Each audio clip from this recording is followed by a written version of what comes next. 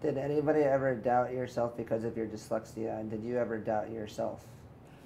Well, quite an amusing story is that age 50, we had the biggest private group of companies in Europe, and I had a board meeting, and in the board meeting, somebody gave me some figures for one of our companies, and I said, "Is that good news or bad news?"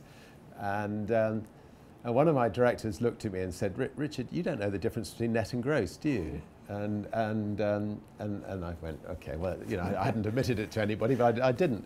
So he pulls out a bit of paper, and he brought some crayons in, so he colours the piece of paper in blue, and then he puts a net in the blue sea, and says, and then he puts little fish in the net, and he says the fish in the net, they are your profit at the end of the year, and the rest of the sea, which are outside the net, that's your turnover. And suddenly I went, okay, I now know the difference between net and gross. But I think the good thing about that story is you can build the biggest group of private companies in Europe without knowing the difference between net and gross, because what is a company? A company is simply creating a product that makes a difference to other people's lives, and if you can create a better company than other people that make a difference to other people's lives, the money will come in, and then you can find somebody else to count the money up at the end of the year, and hopefully more money's come in than has gone out. Once I knew the difference between net and gross, I realized we weren't making quite as much profit as I thought, so I thought it was the other way around. So.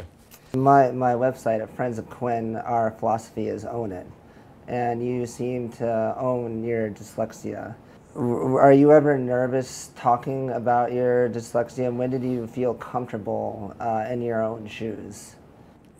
From my 20s, I started talking about the fact that, that I've discovered that I was dyslexic, and I did it on purpose because I think it's important for other, especially young kids who've been told that they're dyslexic, to see that that successful people, can get through it, and that, if they follow their particular dreams, they follow what they're good at, that they can be even more successful at what they're good at than others. So, and there are so many people like myself who've excelled in their, individual professions, who have been dyslexic. So I think it's really important that people who are dyslexic get out and talk about it. People are really scared of this thing. Yeah. And I'm just trying to send out a message that it's not the end of the world. Yeah. And in fact, it may help you. Yeah. Because I've read articles, and one of them was even titled, "Can dyslexia actually help succeed your career?" Being different is definitely good, yeah, and you should be proud of whatever you are. Yeah, and being different, you can go to space. Yeah, exactly.